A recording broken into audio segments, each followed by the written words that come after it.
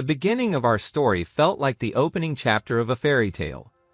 We met in what felt like a serendipitous moment, introduced by mutual friends at a cozy little cafe.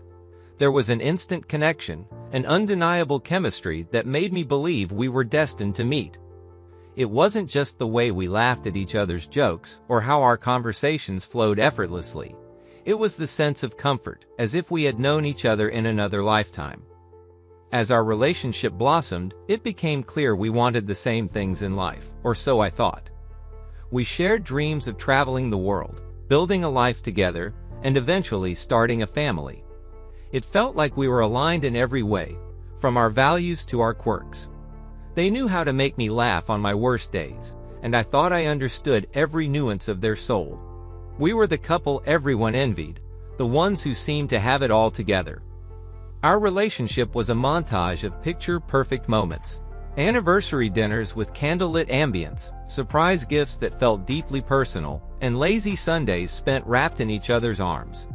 They always had a knack for making me feel special, and I loved them deeply for it. There were flowers just because, handwritten notes tucked into my bag, and a sense of spontaneity that kept the spark alive. I trusted them with my whole heart, which is why I never questioned the occasional oddities. There were minor things, moments of distraction, a phone call they took in another room, or a vague answer about a late night at work. But don't all relationships have these moments?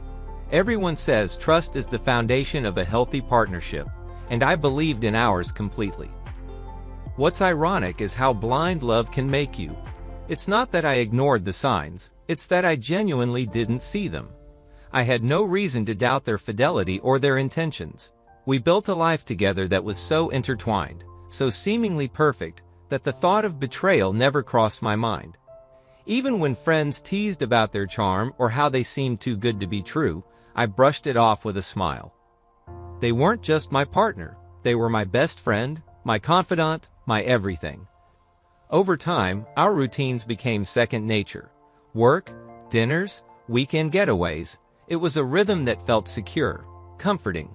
We celebrated milestones with joy, planning each step of our future with meticulous care. Buying a house was the next big move, one that symbolized not just a physical space, but the home we were creating together. In those moments, I couldn't imagine being happier. Yet, perfection has a way of blinding you to the cracks beneath the surface. The late-night texts they said were from colleagues, the trips they claimed were work-related, the growing sense of distance I chalked up to stress. It all seemed innocuous at the time. After all, who hasn't been overwhelmed by life? Relationships, I thought, require patience and understanding, especially when things get tough. Friends would sometimes comment on how lucky I was, and I agreed wholeheartedly. To me, I had found someone who loved me unconditionally, who was my partner in every sense of the word. I prided myself on our connection, on how we worked through the minor bumps in the road together. If there were ever doubts, I buried them beneath the weight of my certainty. Looking back, those were the moments when the facade began to crack, but I didn't see it. It's easy to miss the warning signs when your mind is preoccupied with the future you're building. There's a kind of willful blindness in love, a refusal to acknowledge that something could be wrong because it feels too painful to imagine. I would lie awake at night sometimes, reflecting on how lucky I was to have found someone who made me feel so cherished. But in the silence of those nights, there was also a faint whisper of unease, a feeling I couldn't quite place, a question that didn't yet have words. It wasn't enough to shatter my trust, but it planted the smallest seed of doubt. It's strange how life can lull you into a false sense of security. You tell yourself stories about your happiness, building a narrative so strong that even the truth struggles to break through. I loved my partner deeply, and that love became the very thing that kept me blind to the reality unfolding around me. The perfect relationship I thought I had was just that, a thought, an illusion. And while I couldn't see it then, the truth was waiting in the shadows, ready to reveal itself when I least expected it. Suspicion has a way of sneaking into your mind like an unwelcome guest, subtle at first, but impossible to ignore once it takes root. It wasn't a dramatic revelation that made me question my partner. It was the accumulation of small inconsistencies that slowly began to chip away at my trust. At first, these moments were easy to dismiss, the kind of quirks you shrug off when you're committed to believing the best about someone. But as time passed, those little things started to feel like pieces of a puzzle I didn't want to solve. It began with their phone. Once casually left on the coffee table or kitchen counter, it was now always in their hand or pocket. Notifications that used to flash on the screen in plain view were now hidden behind a passcode, a small but noticeable change. When I asked about it, they shrugged and said it was for work privacy, something I accepted at face value because why wouldn't I? But it wasn't just the phone. There were hushed conversations in another room, quick glances at the screen followed by a hurried dismissal, and an air of secrecy that felt out of place in our otherwise open relationship. Then there were the sudden schedule changes. Work trips announced with little notice, late-night meetings that seemed to stretch longer than usual, and weekend commitments that left me alone more often than not. I told myself these were just the demands of their job, a temporary phase we had to endure. But with every unexplained absence, I felt a growing sense of unease. What really began to unsettle me were the vague answers to simple questions. When I asked how their day went, they offered generic responses like, "It was fine," or "just the usual." There was a lack of detail, a hollowness to their words that made me feel like they were hiding something. I wanted to believe it was just stress, that they were tired or distracted, but the emotional distance between us was undeniable. One evening while doing laundry, I found a receipt in the pocket of their jacket. It was for a restaurant I'd never heard of, located in a part of town they had no reason to visit. The date on the receipt coincided with a night they had told me they were working late. I stared at the piece of paper, my heart sinking as questions swirled in my mind. Who were they with? Why hadn't they mentioned it? But instead of confronting them, I tucked the receipt away, unsure of how to bring it up without sounding accusatory. As days turned into weeks, I started noticing more discrepancies. There were unexplained charges on our shared account, flowers I hadn't received, hotel bookings I knew nothing about. When I asked about them, they dismissed it as a mix-up or claimed it was for a client or colleague. Their explanations were plausible enough to quiet my suspicions, but the nagging feeling in my gut remained. I began paying closer attention to their behavior, searching for clues that could either confirm or dispel my doubts. They seemed more distracted, their affection more perfunctory. There were fewer spontaneous gestures, fewer moments of connection. It was as though they were going through the motions, maintaining the appearance of normalcy while their mind was elsewhere. Despite everything, I didn't want to believe they could be unfaithful. I clung to the memories of our happy times, convincing myself that this was just a rough patch, a period of stress that we would eventually overcome. But the tension between us was palpable, a growing chasm that neither of us seemed willing to acknowledge. I confided in a close friend, hesitant to voice my suspicions out loud. They listened patiently, offering a mix of reassurance and gentle advice. "Trust your instincts," they said. "If something feels off, it probably is." But how do you confront someone you love when you're not even sure what you're accusing them of? The turning point came during a casual conversation one evening. I mentioned a mutual friend's upcoming event, something we had both been invited to. They hesitated for a fraction of a second before claiming they had to work that day. It was such a small lie, so easily missed, but in that moment, I realized how many of their excuses didn't add up. Suspicion had fully taken hold of me, and it was suffocating. I didn't want to be the kind of person who snooped or doubted their partner, but I couldn't ignore the feeling that something was deeply wrong. I began questioning everything, every late night, every vague explanation, every moment that didn't quite fit. The more I observed, the more I realized how much effort they were putting into maintaining a facade. It was in the little things, the way they avoided eye contact when I asked certain questions, the way their tone shifted when they spoke to me versus someone on the phone. These weren't the actions of someone with nothing to hide. In my heart, I already knew the truth, but I wasn't ready to face it. I wanted so desperately to be wrong, to discover that all of this was just a misunderstanding. But deep down, I understood that the foundation of our relationship was starting to crumble, and it was only a matter of time before everything came crashing down. It happened entirely by accident. One of those moments where fate seems to intervene and reveal a truth you're not ready to face. I wasn't looking for anything incriminating that day. In fact, I was tidying up our shared space, doing the mundane chores that often filled quiet afternoons. But as I moved through the motions of folding laundry and stacking papers, my hand brushed against something unexpected. A small, unfamiliar envelope tucked into the corner of a drawer we rarely used. Curiosity got the better of me. At first glance, it looked innocuous, like a receipt or an invitation. But as I unfolded it, my heart stopped. Inside was a handwritten note, penned in a style I didn't recognize. The words were intimate, affectionate, and undeniably personal. They weren't addressed to me. My mind raced as I reread the note, searching for some logical explanation. Maybe it was old, something from a past relationship that had been forgotten.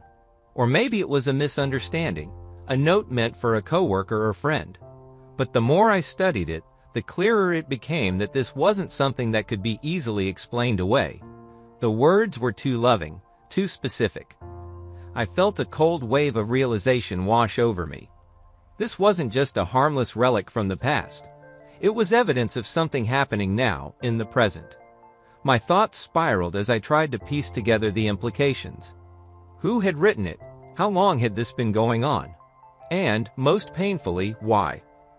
For a moment, I considered confronting them immediately. My emotions swung wildly between anger, heartbreak, and disbelief. But as much as I wanted answers, I wasn't ready to hear them. Instead, I put the note back exactly where I found it, as though returning it to its hiding place could somehow undo the discovery. The rest of the day passed in a haze. I went through the motions of normalcy, pretending nothing had changed, all the while feeling like the ground beneath me was crumbling. I replayed every moment of our relationship in my head, searching for clues I might have missed, signs that could have warned me this was coming. That night, as we sat across from each other at the dinner table, I found myself studying them in a new light. Their gestures, their expressions, their words, all of it felt different now, like there was a layer of deception I couldn't unsee. I wanted to ask them about the note, to demand the truth, but I couldn't bring myself to do it. Not yet. Instead, I kept quiet and resolved to gather more information. One note wasn't enough to confront them, not without understanding the full scope of what was happening. I needed to know who this other person was, how deep their relationship went, and why my partner had chosen to keep this secret from me. The chance discovery of that note became a turning point in my life. The moment when my perfect relationship shattered into pieces I wasn't sure I could put back together. It was a painful, sobering realization that the person I loved, the person I thought I knew better than anyone, had been hiding something from me. Even though I didn't know what I would uncover next, I knew one thing for certain. I couldn't ignore the truth any longer. This was only the beginning, and I had no choice but to follow the path it had opened, no matter where it led. The discovery of that note was just the tip of the iceberg, a mere glimpse into a world I hadn't known existed. Once the seed of doubt was planted, there was no turning back. I couldn't ignore the growing tension, the unanswered questions. I had to know the truth, no matter how much it hurt. Every moment felt like a countdown, each passing hour more unbearable than the last. I needed answers. In the days that followed, I tried to gather more information discreetly. I wasn't ready to confront them directly. No, I needed to be certain of what I was dealing with first. Every small action, every word they said, felt like a potential clue, and I scrutinized everything. I began noticing patterns I hadn't seen before, like the late-night texts that they would quickly delete, or the unexplained gaps in their schedule. I started checking their phone more frequently, hoping for a mistake, something that would give me the clarity I needed. Then, one evening, the opportunity came. They had left their phone on the kitchen counter, face up, a rare and careless moment of oversight. I could feel my heart pounding in my chest as I picked it up, the weight of the decision heavy in my hands. This could be the moment that changed everything.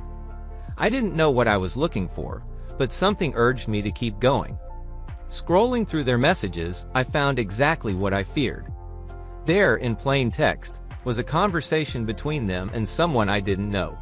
It was intimate, flirtatious, and confirmed everything I had been afraid to admit.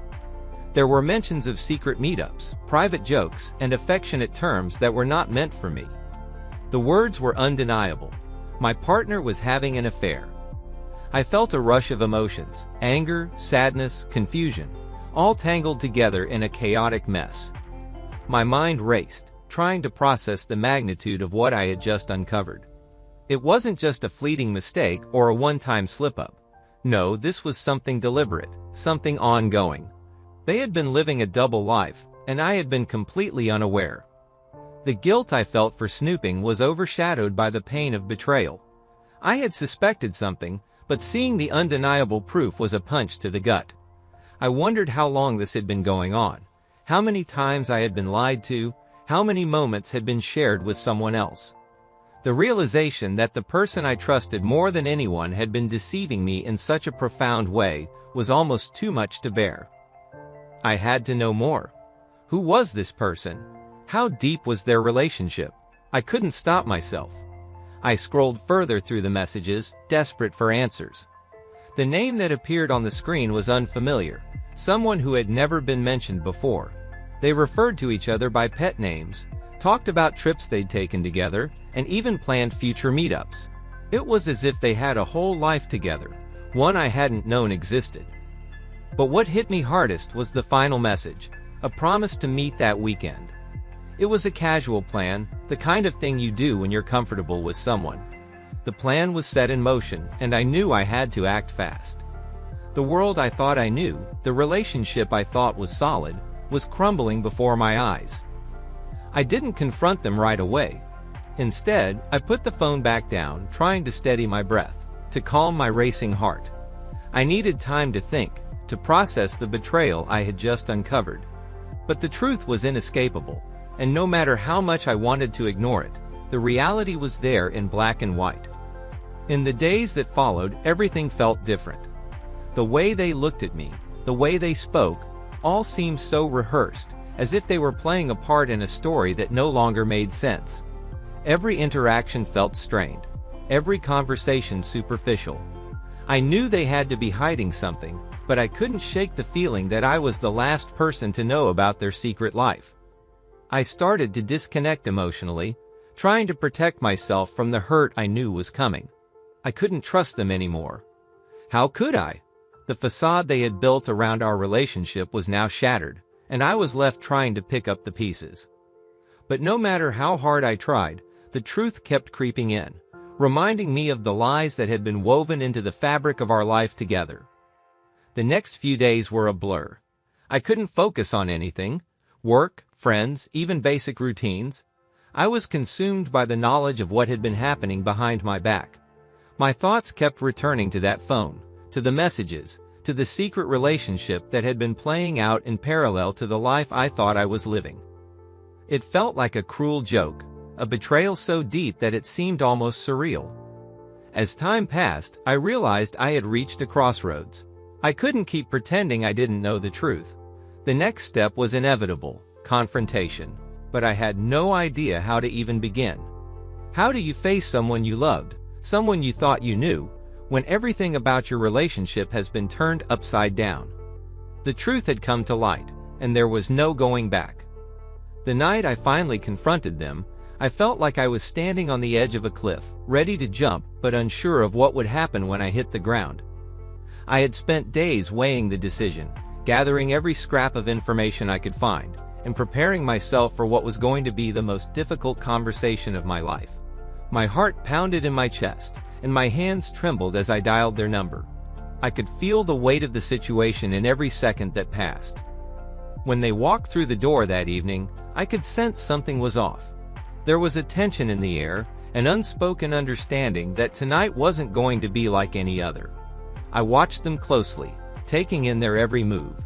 The way they fumbled with their keys, the way their eyes avoided mine, the subtle signs that something was wrong. It felt like they knew something was coming, even though they had no idea how much I had already discovered. I took a deep breath, trying to steady myself. I couldn't let them see how much this was affecting me, not yet. The truth had to come out, and I needed to stay strong, no matter how much it tore me apart inside. "I found something," I said quietly, my voice barely above a whisper. My heart was racing, and I could feel the tension building between us. They froze for a moment, their face falling just slightly. The silence that followed felt like it stretched on forever. I could see the wheels turning in their head, likely trying to figure out how much I knew, how much of the lie I had uncovered. For a brief moment, I almost felt sorry for them. Almost. "What do you mean?" they asked, trying to mask the hint of panic in their voice but failing. The cracks in their calm facade were beginning to show. I didn't hesitate. I had spent too many sleepless nights agonizing over the right words, and now I was beyond caring about how they might react. This had gone on long enough. "I found a note," I said. "A note that wasn't meant for me. And then I found the texts, the ones you thought I wouldn't see." Their face turned pale, and for the first time in what felt like an eternity, they looked genuinely afraid. Their hands trembled as they took a step back, as if trying to distance themselves from the truth. But it was too late. I had already seen everything. "I don't know what you're talking about," they stammered, clearly trying to deflect. But there was no fooling me anymore. I knew what was going on. The lies were unraveling, and they couldn't stop it. "You don't get to deny it," I replied, my voice growing stronger.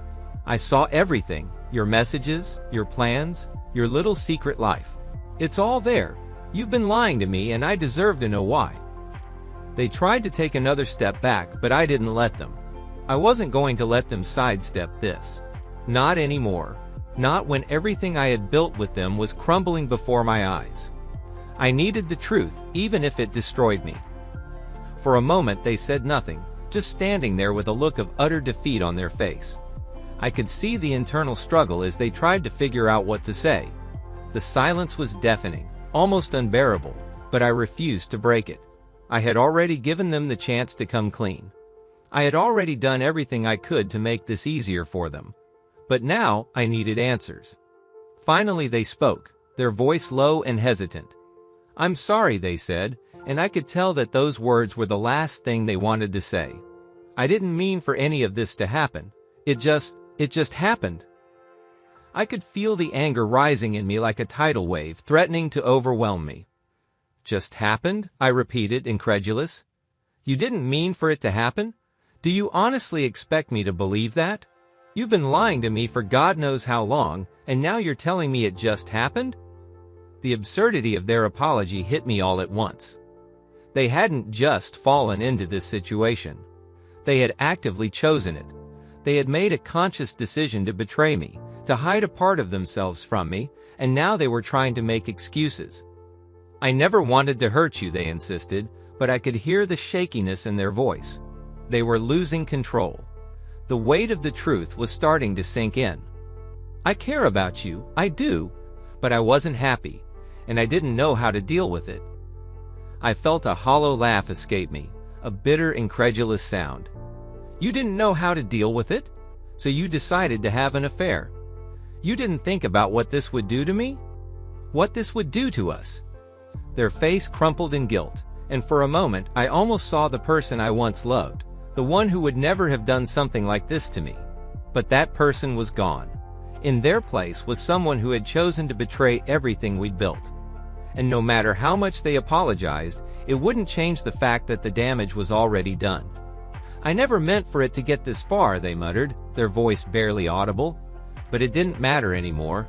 Their words were just noise. Nothing could undo the hurt, the betrayal, the broken trust. The conversation spiraled from there, each word laced with pain and frustration. There were no easy answers, no simple solutions. The truth had come out, but it felt like everything was falling apart all at once. The person I thought I knew, the one I had trusted with my heart, was no longer the person standing in front of me. In the end, we were left in silence, both of us knowing that things would never be the same again. The explosive confrontation had shattered everything. The relationship I had built my life around was over, and there was no going back. The truth had been laid bare, and now all that was left was the aftermath. The weeks following the confrontation felt like a blur. The pain, the confusion, the overwhelming sense of betrayal, it all consumed me. The person I had once trusted with my heart, my future, had turned out to be someone I didn't even recognize. Every memory we had together, every moment I thought was real, now felt tainted. It was hard to separate the lies from the truth, to figure out what had been real and what had been a facade. But in the midst of all the chaos and heartbreak, there was a crucial truth I had to face. I needed to move on. The first step toward healing was giving myself permission to grieve. I had always prided myself on being strong, on being independent, but this experience showed me just how vulnerable I had been. I had allowed myself to trust someone completely, to believe in a future that, in the end, didn't exist. It was painful to admit, but I had to accept that the life I thought I was living was a lie. Grieving wasn't just about the end of a relationship, it was about mourning the future I had imagined, the plans that would never come to fruition, and the person I thought I had known so well. I took time away from everything, work, social events, even my friends. I needed space to process the emotions swirling inside me. For the first time in a long while, I allowed myself to feel the full weight of the hurt. I cried, I raged, and sometimes I just sat in silence, unsure of what to do next. But one thing became clear. I couldn't keep living in the past. I couldn't keep holding on to something that was never truly mine to begin with. The process of healing was slow, agonizingly slow. There were days when I felt like I was making progress, only to be hit with a wave of sadness or anger that would set me back. But with each day, I began to understand something crucial. This experience, though painful, had taught me something invaluable about myself. I had learned the importance of setting boundaries, of never ignoring the warning signs when something feels off. I had learned that even the most loving relationships can have hidden cracks, and it's up to each person to ensure they're not buried under the weight of lies. I also learned the power of self-worth. For so long, I had defined my happiness by the relationship I was in, by the person I was with. But I came to realize that my happiness didn't depend on anyone else. It didn't matter how much they had lied to me, how much they had taken from me, I was still whole. I was still capable of finding joy, peace, and love on my own. The affair, the betrayal, the lies, they didn't define me. What I chose to do with my life moving forward, how I chose to heal and grow, was what truly mattered. In the months that followed, I started to rebuild my life. It wasn't easy, and there were moments when I questioned if I would ever fully recover. But with time, the pain became less sharp. I focused on myself, on my passions, on the things that had been pushed to the background during the relationship. I reconnected with old friends, took up hobbies I had long neglected, and began to rediscover who I was outside of the relationship. Slowly but surely, I started to find peace in the quiet moments. The chaos that had once defined my life was replaced with a calm, a sense of stability that I hadn't realized I was missing. I also learned the importance of forgiveness, not for their sake, but for my own. Holding on to anger, resentment, and hatred was only weighing me down. It wasn't easy, and there were days when I didn't think I would ever be able to forgive them. But eventually I came to understand that forgiveness wasn't about excusing their actions. It was about freeing myself from the grip of their betrayal. It was about letting go of the hold the past had on me and allowing myself to move forward. With time, I began to trust again, though not in the way I had before. I became more discerning, more cautious, but I also learned that it was okay to take risks in love and in life. Not every relationship was going to end in betrayal, and not every person was going to hurt me. I learned to trust not just others, but myself, my instincts, my judgment, my ability to recognize when something wasn't right. Moving on wasn't a single moment, a one-time decision. It was a continuous process of growth, of self-discovery, and of healing. Some days I felt stronger than I ever had before, and other days I stumbled and fell back into old patterns of doubt. But each step I took was a step toward reclaiming my happiness, toward building a life that was no longer defined by someone else's lies. Looking back now, I can see that everything I went through, as painful as it was, had a purpose. I learned valuable lessons about love, trust, and self-respect that I never would have understood otherwise. I learned that no one else could define my worth, and that I had the power to create my own future. The experience of betrayal, though gut-wrenching, ultimately pushed me to become a stronger, more resilient person. As time goes on, I don't think about them much anymore. The memories are fading, replaced by new experiences, new lessons, and new people. I know that love in all its forms will come again. But when it does, I will approach it with a deeper understanding of myself and the world around me. I've learned to trust in my own strength, to value myself for who I am, and to never settle for anything less than the love and respect I deserve. And that, in the end, is the greatest lesson I could have learned.